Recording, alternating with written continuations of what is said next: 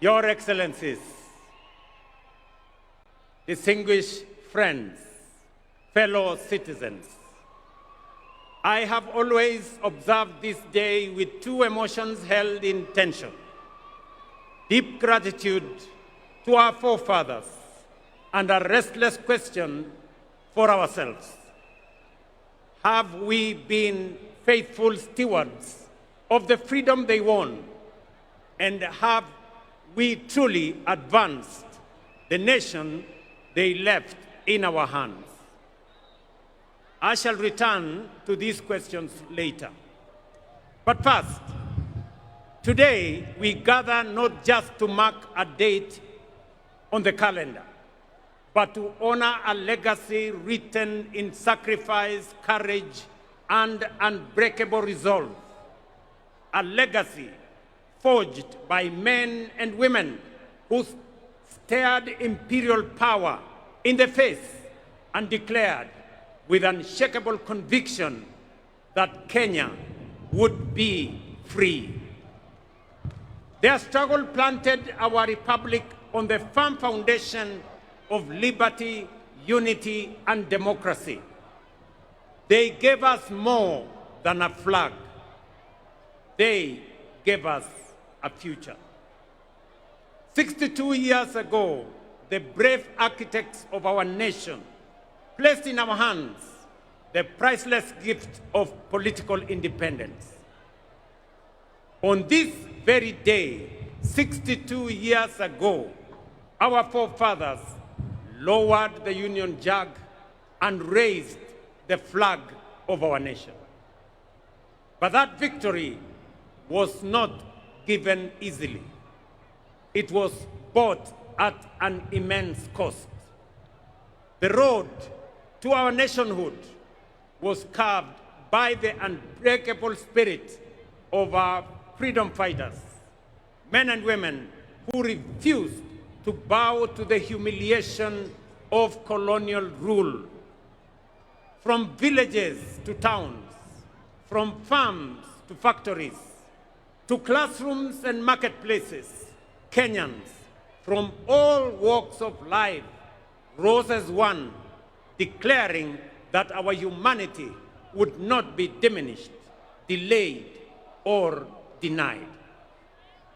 And when brute force was unleashed against them, their determination outlasted it. Thousands paid the ultimate price. Many more were detained. Whole communities were uprooted. Punishment, pain, exile, and prison became the tools of repression. But what no empire could crush was their determination, resolve, and the unity of purpose. Across ethnicities, across regions, across class and creed, they became a force history itself could neither silence nor stop. Their sacrifice opened the path to self-rule. Their courage delivered the independence we celebrate today. And it is upon their shoulders that our republic stands strong. The architects of our nation overcame the trials of their time. While our challenges are different, their lesson is eternal. They rose to the dictates of their moment. It was not easy, but it was necessary. And because they did it, we are here today. So, today, fellow citizens, history turns its gaze upon us and asks, faced with the challenges of our time, have we stepped up as they did? When he took the oath of office, Mzee Jomo Kenyatta warned us that independence would mean nothing if it did not improve the daily lives of ordinary citizens. Tom Mboya reminded the nation that the greatest struggle, and indeed the hardest struggle, was not political independence alone, but development itself, the economic empowerment of our people, and the unlocking of their full potential. They stood and they understood that freedom was only the beginning, that the deeper battle would be against poverty that chains potential, against disease that steals opportunity, and against ignorance that dims human possibility. And so today, we are gathered to mark Jamhuri Day. We do more than remember history. We honor the architects of our nation for giving us the first great watershed period in our nation building, political independence. Just as the first generation rejected colonial domination and set out to confront the new enemies of poverty, disease, and ignorance in all their forms, they discovered that independence did not amount to freedom in its full and fullest sense. Along independent Kenya's history, power became centralized, dissent was silenced, competition was crushed, fear replaced hope. Once again, however, Kenyans rose, and from their struggle emerged the agitation for democracy, human rights, and the rule of law. In the darkest days when it was dangerous to speak, brave Kenyans spoke. When it was illegal to organize, courageous Kenyans organized. Students, clergy, lawyers, journalists, workers, and politicians stood firm against detention, against torture, against exile, and even death, so that Kenya could break and breathe again. This generation of courage produced towering figures whose sacrifice expanded the democratic space we enjoy today. Foremost among them was the late Right Honorable Raila Amolo Odinga, a stalwart of our country's democratic journey, who left us just under 2 months ago. Raila devoted his life to the pursuit of freedom, justice, and peaceful coexistence. His courage, resilience, and unwavering belief in the power of the people shaped defining chapters of our national story and inspired generations to believe that change is possible. I now respectfully urge all of us to join me in observing a 1 minute of silence in honor and remembrance of the Honorable Raila Amolo Odinga and honor his sacrifice, service, and enduring legacy.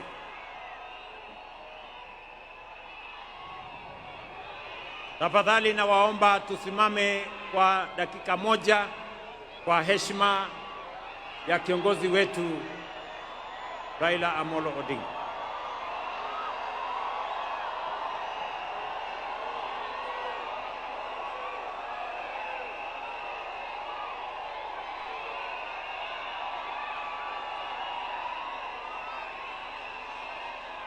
Asanteni sana.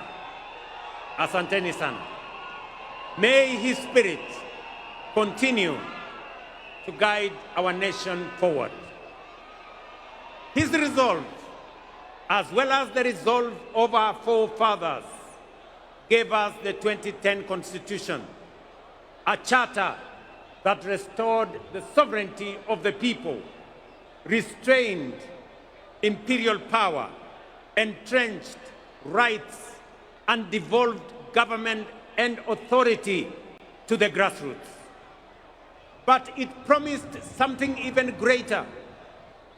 It guaranteed economic and social justice. It declared that health, housing, food, water, education, and social security were not favors. They were fundamental rights.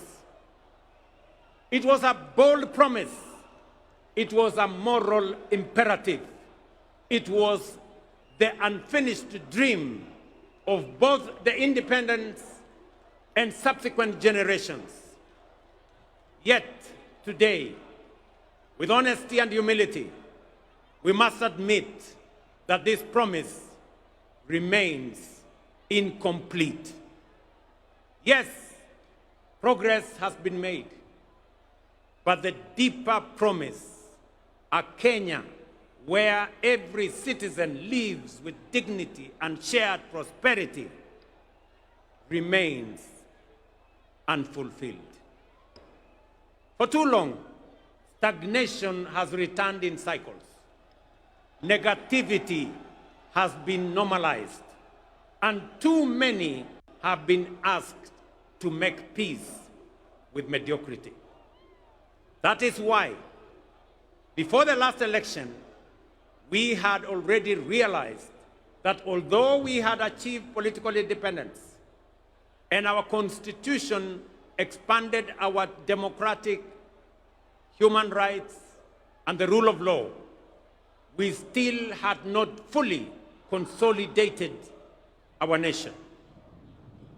These two milestones, great as they were, had over time been undermined by the paradox of the marginalization of the majority. We saw clearly a system in which a few rose to the top of the pyramid, while millions at the base struggled to survive, with education outcomes compromised, healthcare beyond reach, access to affordable credit denied, housing unattainable, and farmers abandoned, while our youth were locked out. That is the reason we introduced the bottom-up economic transformation agenda, to bring the marginalized majority back into the heart of our nation, to ensure that no one is left behind, and to begin the work of social engineering necessary to pursue the broader dream of economic freedom. We had to begin where marginalization and exclusion had been greatest, that is at the bottom. And so, over the last 3 years, we have made bold choices. They have delivered results that are unprecedented, unmistakable, and consequential. For years, we spoke of agriculture as the bedrock of our economy and farmers as our pillars. But the truth is, we did not truly know them, and neither did we truly prioritize them. Today we do. For the first time in our history, over 7.2 million farmers have been brought into the single national digital database. We now know who they are, where they are, what they grow, and what they need. And with that knowledge came the power, not for brokers, not for cartels, but for the farmer. This digital platform became and is the backbone of targeted support, including subsidized inputs, affordable credit, and modern extension services reaching real farmers directly. We lowered the cost of production. We brought the price of fertilizer down. And in so doing, we restored profitability to the smallholder farmer who produces over 70% of our food. Fellow citizens, the results are undeniable. Maize production is up. Prices of flour is down. The tea sector is rising. Coffee is rebounding. Dairy is expanding. And the sugar industry has been reformed. By strengthening value chains, cooperatives, irrigation, and processing, we have built systems that work for our agricultural sector. And now, with millions of farmers no longer forgotten, we are ready to walk with them to the next chapter of economic freedom. 3 years ago, education was in distress. Classrooms were overcrowded. Many universities were technically insolvent, and teachers were overwhelmed. Today, we have hired 76,000 teachers, and by next month, a total of 100,000 teachers, the largest recruitment of teachers in Kenya's history. We have built 23,000 new classrooms, and 1,600 laboratories are under construction across the nation. Importantly, through the student-centered funding model, we placed the learner at the heart of our reforms. For the first time in our history, scholarships and loans now follow need and merit, ensuring that every deserving student has a chance and a just and equal opportunity to pursue their dreams. Nearly 500,000 students have already benefited from this funding model. Students who, under previous systems, would have been excluded by policies that failed to recognize them. This reform has lifted the financial burden from families and enabled students to choose courses that align with their talents, with their aspirations, and with the needs of our nation. Our healthcare, we have another irrevocable decision that no Kenyan should be too poor to live.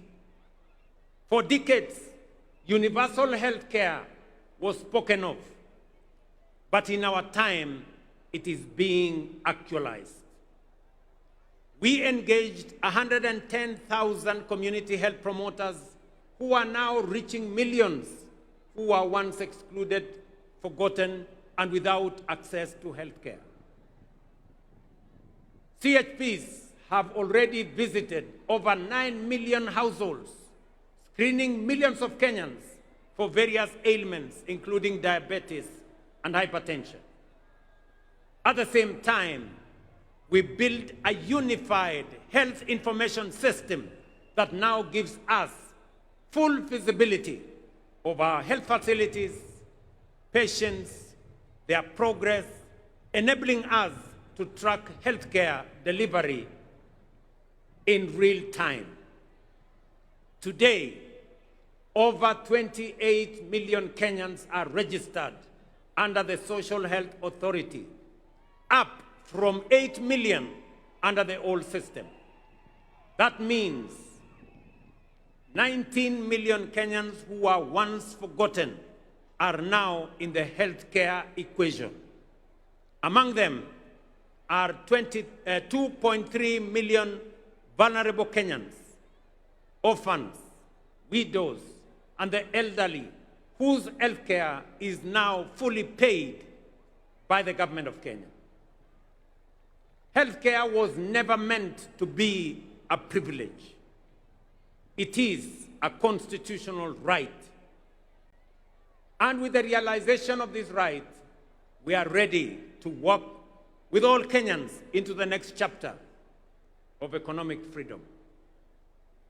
For the millions of Kenyans without employment, we moved beyond diagnosing the job crisis to deliberately creating opportunities through the bottom-up economic transformation agenda. For decades, housing, while being a constitutional right, was promised but never delivered. Housing is not just about shelter. It is collateral. It is graded worthiness. It is stability. And it is the first step out of poverty. In just 3 years, through our housing program, over 240,000 affordable homes, hostels for 180,000 students, 30,000 institutional housing for our military, police, and prison officers, and over 400 new markets for our traders are under construction across all our 47 counties. This, ladies and gentlemen, is the largest public infrastructure transformation ever undertaken, not just in Kenya, but also in our region.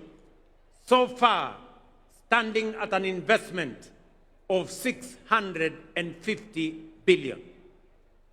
Through this program, more than 480,000 Kenyans have secured jobs and enterprise opportunities across 300 active sites, from artisans to technicians to engineers and architects, shaping a new skyline in Kenya.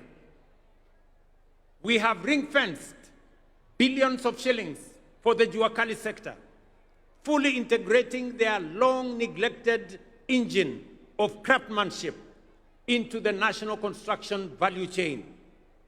Today, Juakali artisans supply doors, windows, fittings, furniture, and fabricated material to projects in our affordable housing program across Kenya. In the digital and creative economy, we have trained 2 million Kenyans in digital skills, and nearly 300,000 are already earning income. Through the Kazi Maju program, nearly 500,000 Kenyans have secured well-paying job opportunities abroad in the last 3 years. We have also launched the Kenya shillings 20 billion Nyota program to support 820,000 young people with training, with mentorship, certification, and business capital.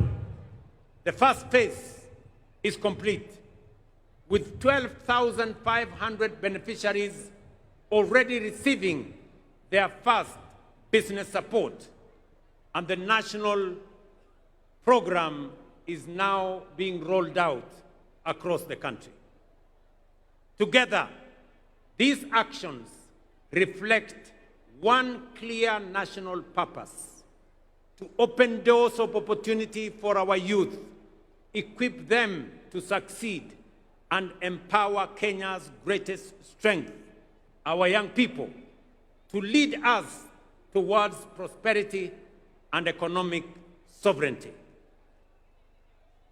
As more students live in decent accommodation, as more traders conduct their business in dignified settings, and as more public servants get access to housing, we are fulfilling our constitutional mandate. And with that foundation secured, we are ready to walk with all our people into the next chapter of economic freedom. Ladies and gentlemen, through the bottom-up economic transformation plan, we have consolidated the gains of political independence and the democratic freedoms won. Through deliberate social engineering, we have built systems that ensure no Kenyan is left behind.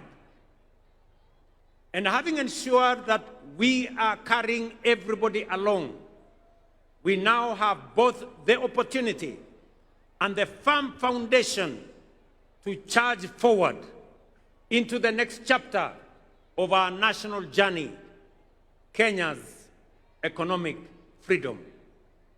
With the measures we have put in place to restore dignity, inclusion, and opportunity, we must now press on. It is time to step up from the bottom up, charging forward full steam to economic freedom and take Kenya to a first world economy. Before we accelerated this ambitious agenda, we took the difficult but necessary steps to stabilize our economy and restore fiscal discipline. Inflation has fallen from 9.6% in 2022 to 4.5% last month. The shilling has stabilized at about 129 shillings to the dollar for nearly 2 years. Our foreign exchange reserves now exceed $12 billion, the highest in independent Kenya. Our successful Eurobond redemption reaffirmed to the world that Kenya honors its obligations. Our economy has grown and is now the 6th largest economy in Africa. At the same time, we have made bold national decisions to save more of our income.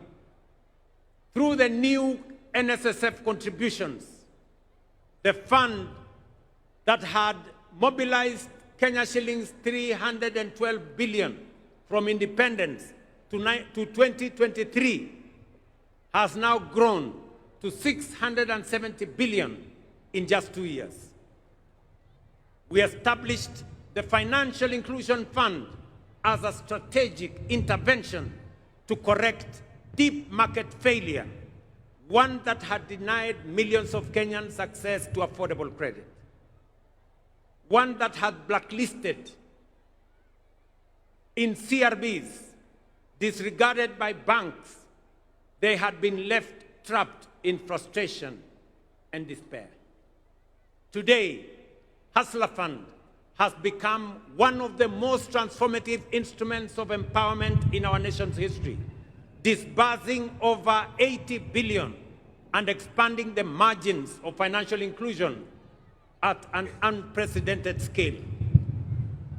Over 9 million Kenyans are now repeat customers, and more than 7 million who were previously CRB blacklisted have successfully repaired their credit histories. It has restored dignity to millions. It has brought them back into the equation. They are no longer left behind. Ladies and gentlemen, these reforms have stabilized our economy, restored investor confidence, and enhanced Kenya's creditworthiness. As we set out on this path of economic independence, let us remember that we are not the first to stand at such a crossroads.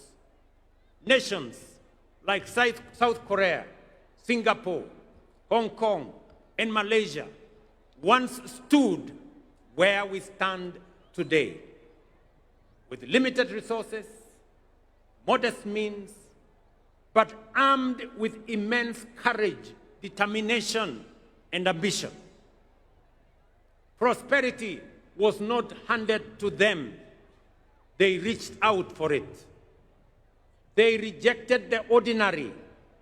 They refused to be prisoners of their circumstances. They believed in themselves and invested in their people. They were patriotic to their nation's cause and demanded excellence of themselves. Today, they stand as first world economies, not by accident, but by deliberate design, by intentional choice, and by purposeful conviction. Ladies and gentlemen, Kenya can, must, and will do the same and more. Let me repeat. Kenya can, must and will do the same and more. 3 weeks ago, during the State of the Nation address, I laid before Kenyans this administration's bold and ambitious Kenya shillings 5 trillion roadmap to transform our nation into a first world economy and to secure our full economic freedom. That roadmap is anchored on 3 unshakable national priorities. First, history teaches us that no nation ever prospered on poor roads, inefficient ports, and congested airports. Modern transport and logistics drive productivity, reduce the cost of doing business, and creates trade, business, and innovation and investment hubs.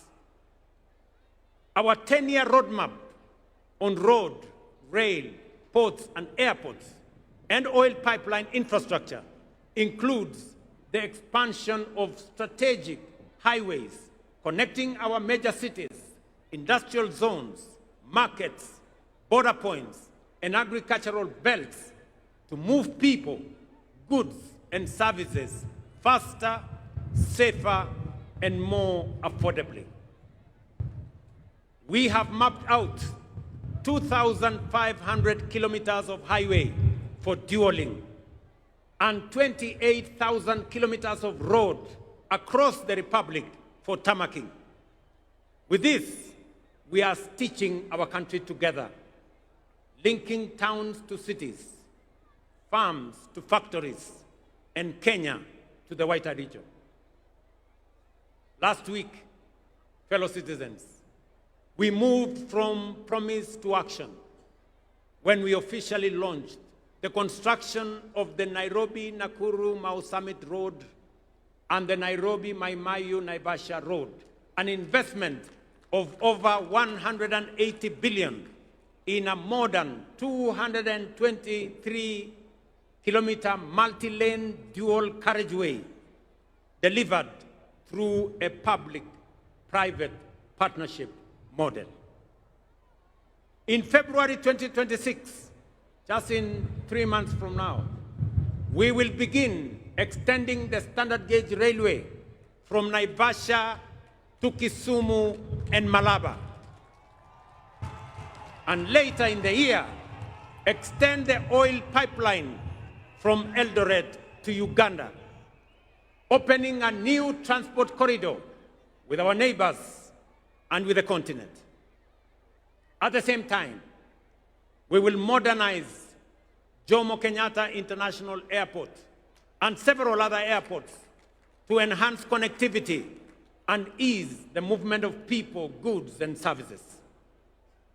The Port of Mombasa and Lamu are also on course for modernization and commercialization, undertaken through innovative private-public partnerships that include long-term concessioneering.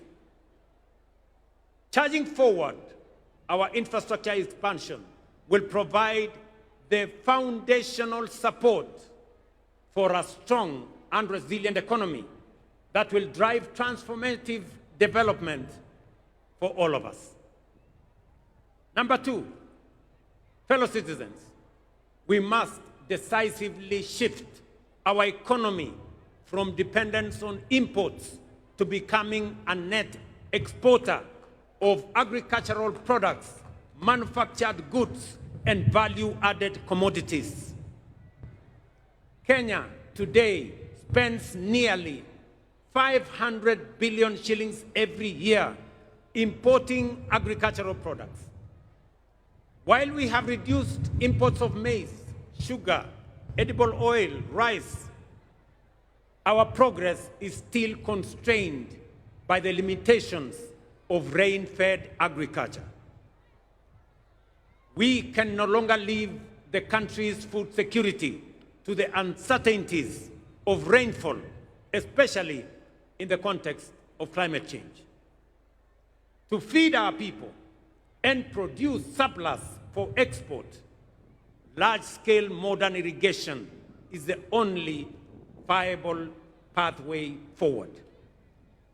We have mapped out 50 mega dams, 200 mini dams, and over 1,000 macro dams across all our 47 counties, especially in our arid and semi-arid areas, which have expansive, fertile, and arable land currently not under production because of lack of water. With this plan, an additional 2.5 million acres of land will be brought under agricultural productivity through extensive water harvesting, water storage, and advanced irrigation technologies. This is not only about food and water security. It is a nation-shaping investment. It will drive our transition into a net exporting economy. It will uplift rural communities and end the indignity and shame of food insecurity. And it will anchor sustainable development for generations ahead. Charging forward, investing in modern irrigation will supply adequate quantity, good quality, and reliable raw materials required to power agro-industrialization. Through our special economic zones, export processing zones, and county aggregation and industrial parks, and our strategic market infrastructure across Kenya, these raw agricultural materials will be transformed into high-value products for domestic, regional, and global markets. Third, fellow citizens, energy is the lifeblood of any modern economy. Although Kenya's installed capacity stands at 3,300 megawatts, the intermittency of solar and wind leaves us with a firm capacity of only 2,300 megawatts, which is far below the demands of the Kenya we are building. To power our domestic consumption, agro-processing, and value addition industries, e-mobility, digital expansion, and a future driven by data centers, artificial intelligence, and modern technologies, we must scale up energy generation exponentially. Kenya possesses extensive and largely untapped renewable resources, including geothermal, solar, hydro, wind, and nuclear, ready for development and for generation. Charging forward to modernize our economy, accelerate our development, and compete globally, we must and will generate at least 10,000 megawatts of new energy over the next 7 years. Fellow citizens, to finance this 5 trillion national economic freedom project, relying solely on national budget would leave us wing on future generations. Raising taxes would place unbearable strain on households, and choosing inaction would condemn our nation to stagnation. That is why we must act with courage, innovation, and foresight to design alternative financing mechanisms, leverage mature national assets, and tap into robust public-private partnerships to undertake this national development imperative. Fellow citizens, 3 weeks ago, I signed the Government-Owned Enterprises Bill into law. The new law revolutionizes the management and governance of state-owned enterprises, professionalizing boards through merit-based independent appointments, and tying leadership to measurable results. This is a very consequential reform. It is the most far-reaching reform of government corporations since independence, aimed at turning legacy parastatals into commercially disciplined companies that will serve our public interest. The passage of this law ends the era of cronyism and patronage in our state-owned enterprises. This law explicitly disqualifies any person who has served in a public or political office within the last 5 years from appointment. On Monday, under this new legal framework, and to start this administration's bold and ambitious Kenya shillings 5 trillion roadmap to transform our nation, the Cabinet will meet to consider and approve the architecture of the National Infrastructure Fund as the engine that will align our financial resources with our development goals. Through innovative mobilization of domestic resources, strategic monetization of mature national assets, democratization of ownership through capital markets, and innovative deployment of national savings, we will unlock large-scale private sector capital to fund our national priorities while reducing reliance on borrowing and taxation. For decades, Kenya privatized major assets including Kenya Airways, KenGen, Kenya Re, and Safaricom. Yet the proceeds were absorbed into the budget, paying salaries and debts, leaving no enduring national assets behind. Through the National Infrastructure Fund, all privatization proceeds will be ring-fenced and invested strictly into public infrastructure development that generate and preserve more value. This principle is already being actualized.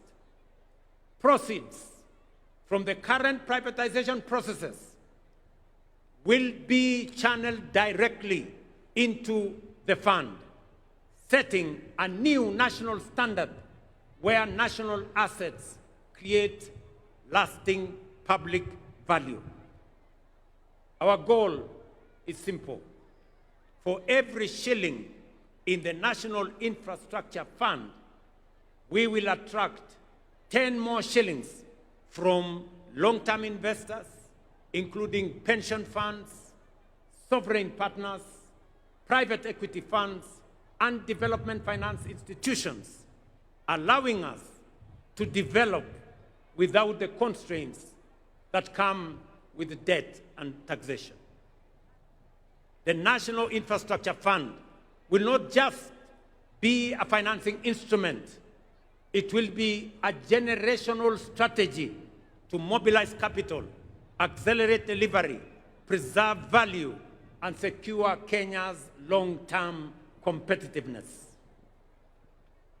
To secure future generations, again on Monday, the Cabinet will consider and approve the Sovereign Wealth Fund policy, anchored on 3 pillars, including savings for future generations, stabilization against global shocks, and strategic national investments.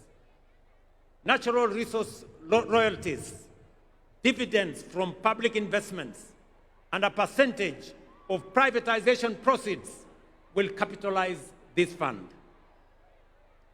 This fund will impose on us the obligation of intergenerational equity, bringing to life Article 201C of the Constitution, which demands that the burdens and benefits of the use of resources and public borrowing shall be shared equitably between the present and future without shortchanging future generations.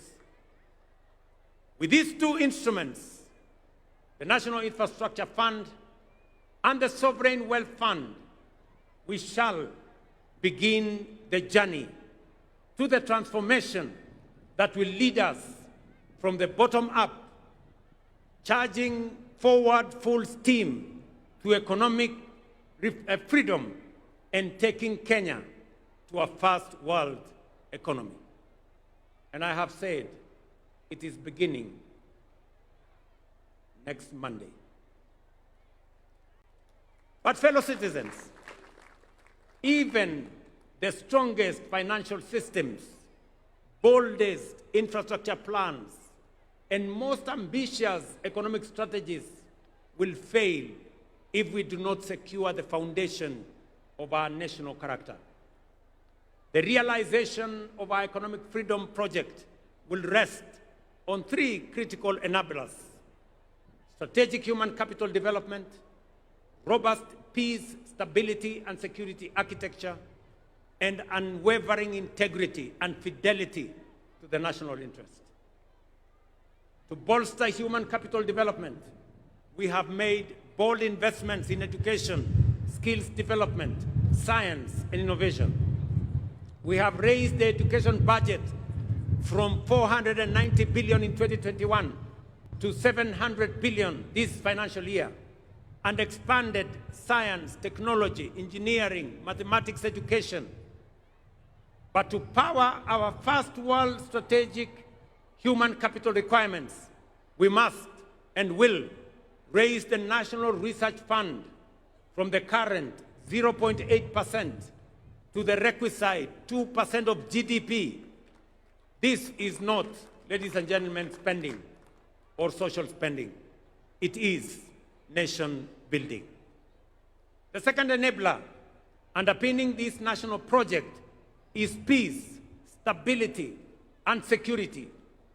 For no nation can prosper in an atmosphere of disruption, violence, and criminality that leads to economic sabotage, destruction of property, and loss of lives.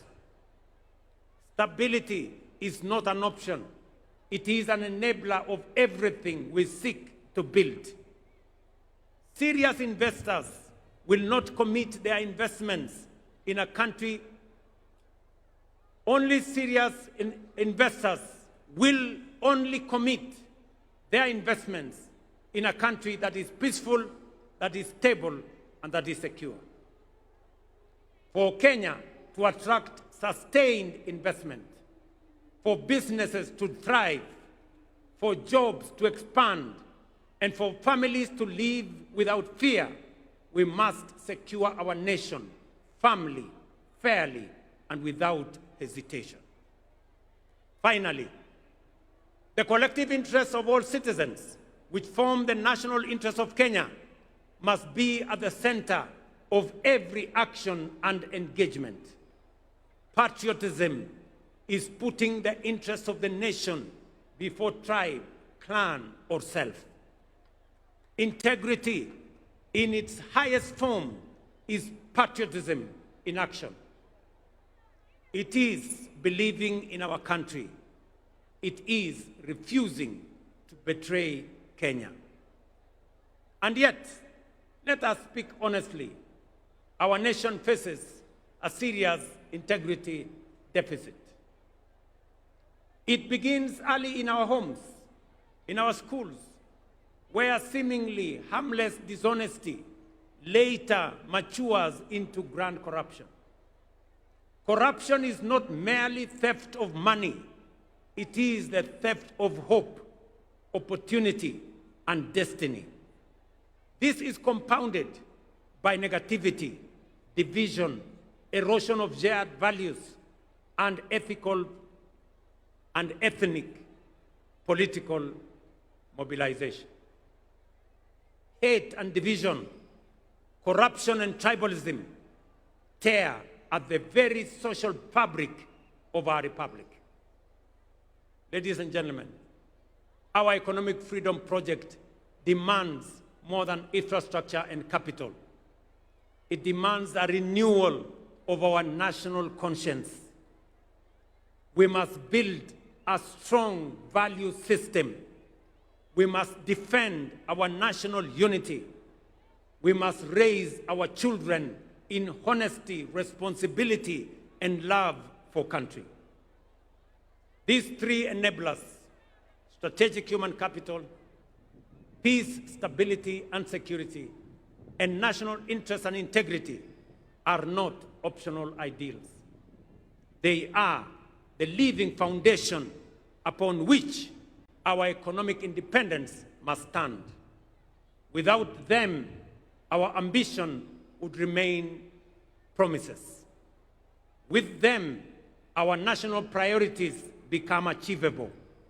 Our investments become productive, and our vision of a prosperous, sovereign Kenya becomes not only possible, but inevitable.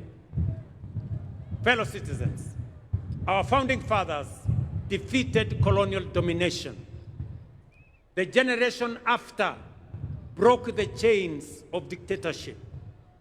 The onus is on our generation, and particularly this administration, to achieve economic freedom. A freedom where effort is rewarded, where opportunity is shared, where dignity is guaranteed, where every citizen matters, and where no Kenyan is left behind. Let it be said of our generation that when Kenya stood at the edge of possibility, we chose courage over comfort, action over excuse, unity over division, and excellence over mediocrity. With resolute belief, today and every Jamhuri hereafter, we should find us true stewards of the freedom entrusted to us, that we shall honor our forefathers not only by remembering their sacrifice, but by fulfilling our duty and the assignment of our generation to secure for Kenya the full promise of economic freedom. It is time to step up from the bottom up, charging forward full steam to economic freedom and taking Kenya to a first world economy.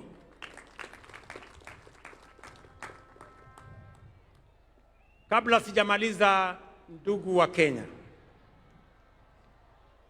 mimi nataka niwaeleze hivi. Kwanza kwa watu wa Nairobi. Nairobi hoye! Nairobi hoye! Mimi, kuna mambo mengi tunafanya katika mji huu wa Nairobi. Kuna mambo tumekubaliana na county government ya Nairobi. Tunajenga zile barabara ambazo zilikuwa zimekwama hapa Nairobi. Tumekubaliana ya kwamba hizo barabara tumerudisha contractors wote ambao walikuwa pale barabarani. Na sasa barabara zinaendelea kilomita 60 hapa Nairobi. Kwa mfano, barabara ya Muhuri kule Dagoretti South, barabara ya Mama Wahu kule Dagoretti South, bypass ya Mihango Link kule Embakasi East, Umoja 1 SDA Road kule Embakasi West, Pindigwa Road kule Roysambu, na Road C Embakasi South. Pia mumeona pale Valley Road, ile barabara ilikuwa imekwama pale, tumeleta contractor anaendelea na kazi. Ile barabara ya Ngong Road pia inaendelea, kazi inaendelea pale. Barabara ya Haile Selassie vile vile inaendelea. na ningependa kutangaza ya kwamba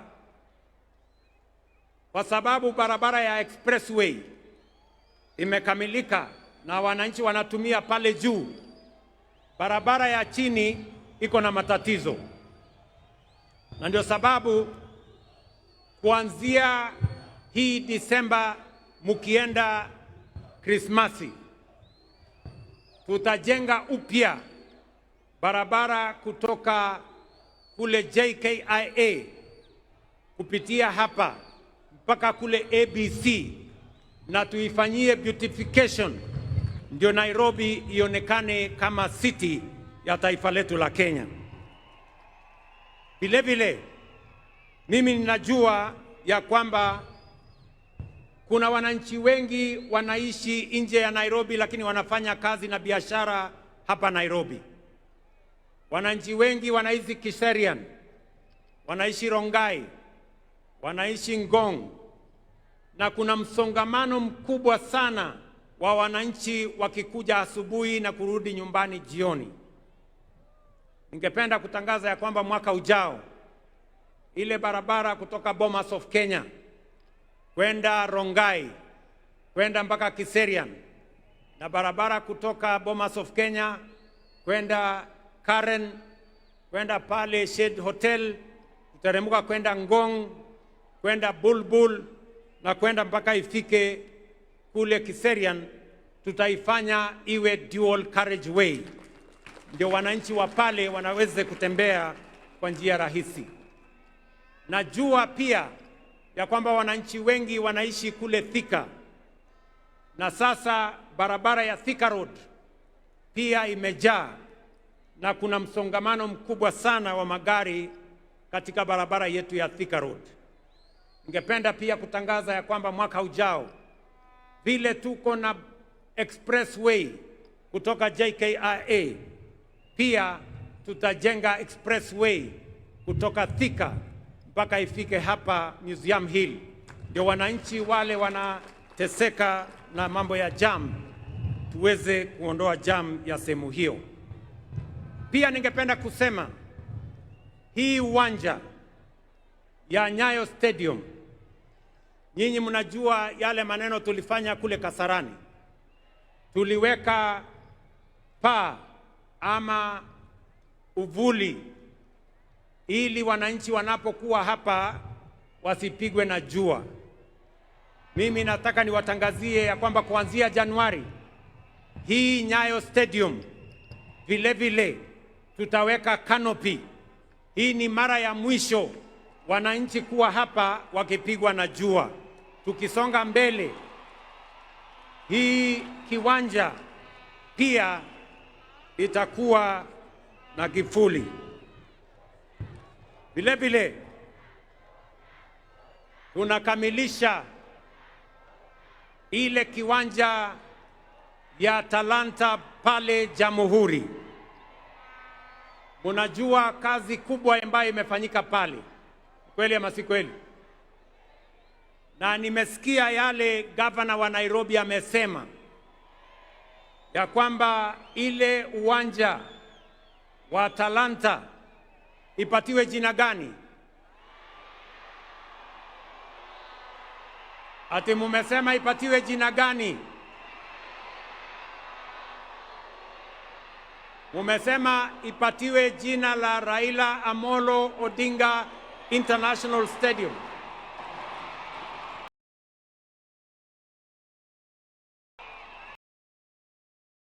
Sikiza, na tukikamilisha tutafanya hivyo.